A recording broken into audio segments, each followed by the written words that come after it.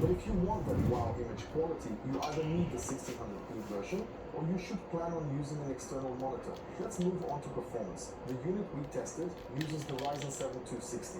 In synthetic benchmarks like Geekbench and Cinebench, it scores lower than some of the most aggressive competitors using the same CPU. For example, the Lenovo Legion 5. But that's not because the CPU is weak, it's because of Acer's tuning. Acer has limited the CPU power targets to keep temperatures lower. Instead of letting the chip slam into 99 degrees Celsius just to chase every last percent of performance, the Nitro 516 keeps it in a healthier range of about 70 to 75 degrees Celsius under sustained load. The result is slightly lower benchmark scores, but much better real-world behavior. Quieter operation, less heat on the keyboard, and less long-term thermal wear. Graphics performance is especially interesting. In an RTX 5060 configuration, the Nitro 516 performs very well.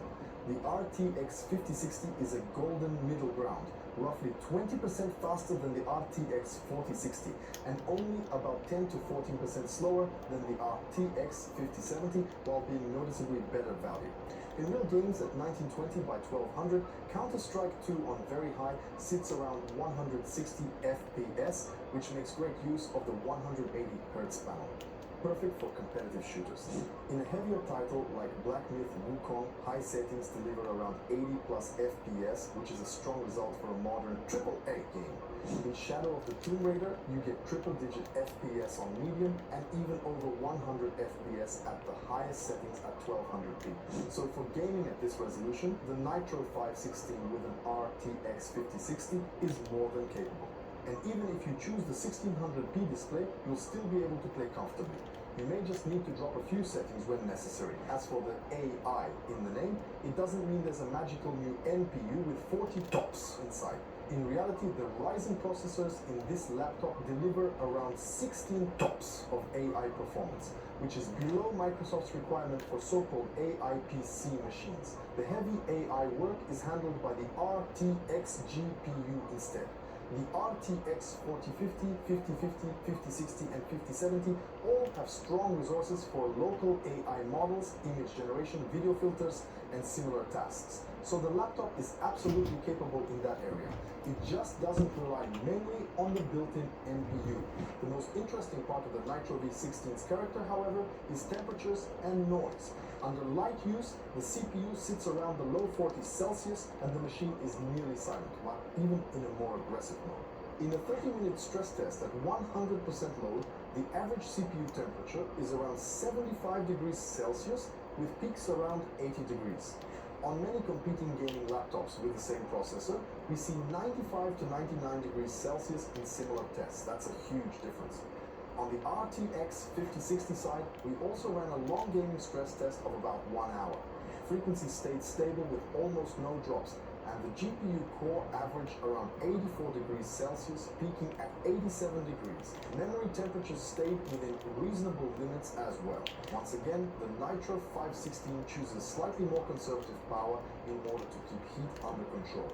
Battery life is another pleasant surprise. In a video playback test at around 180 nits and an efficiency-focused profile, the 76 watt-hour battery lasted around 7.5 hours. For a gaming laptop, that's a very good result.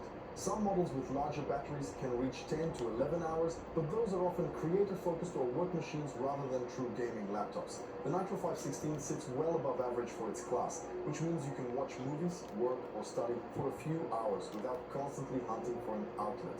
Upgrades and maintenance are also fairly easy. The bottom cover comes off by removing 10 screws and working around the edges with a plastic tool. There are no hidden screws under rubber feet and no weird cables holding the panel in place. Inside you'll find 2 fans, heat pipes for the CPU and GPU, 2 RAM slots and 2 M.2 slots for storage.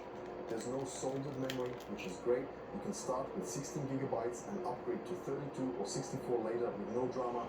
Both M.2 slots are PCIe 4.0, so you can install fast NVMe drives. The Wi-Fi module is replaceable and the battery is held with a few screws and a single connector.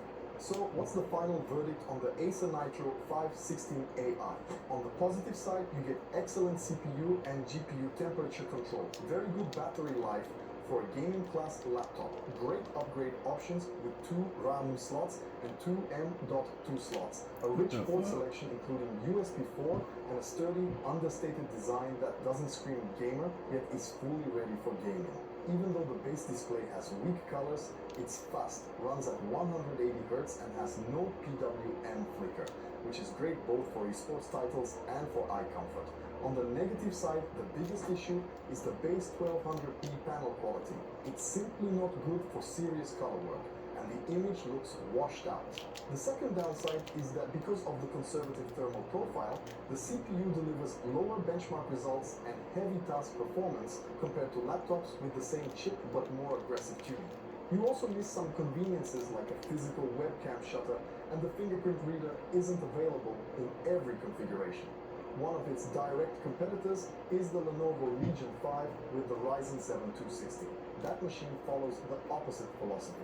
It pushes the CPU as hard as possible, temperatures fly toward 99 degrees Celsius, and in return you get maximum FPS and higher benchmark scores. The Nitro 516 AI chooses to stay cooler, quieter, and more gentle on the hardware, at the cost of a little performance. So if your top priority is squeezing out every last frame per second and every Cinebench point, the Legion 5 may be more interesting for you. But if you want a more sensible machine, cool, stable, quiet, with good battery life and easy upgrades, the Acer Nitro VIV 16 AI is a very smart choice. Just don't forget, if image quality matters to you, look for a configuration with the 1600p display and better color coverage, or plan on using an external monitor.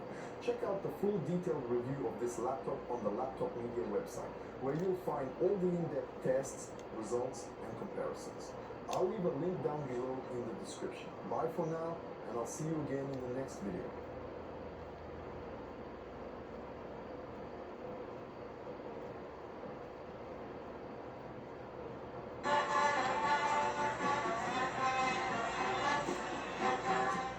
From the massive No Kings protest in Washington, D.C., folks. Millions of Americans and millions of people across the world showed up at No Kings protests, protesting Donald Trump and his despicable regime.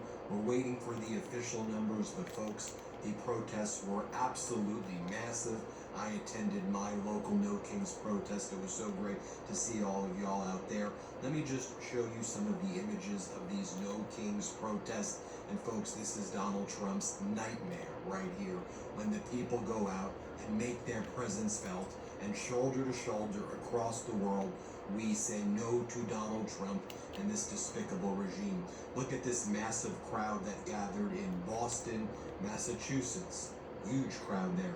Take a look at this massive crowd that gathered in Chicago, Illinois.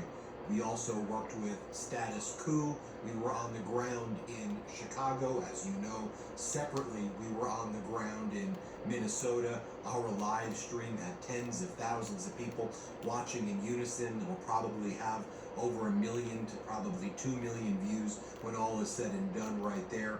But look at this massive crowd in Chicago. I'll show you more of that in a moment. You got this massive crowd right here in Philadelphia. Shout out to all the Midas Philly folk out there. Take a look at San Francisco, California, where once again they formed a massive unity.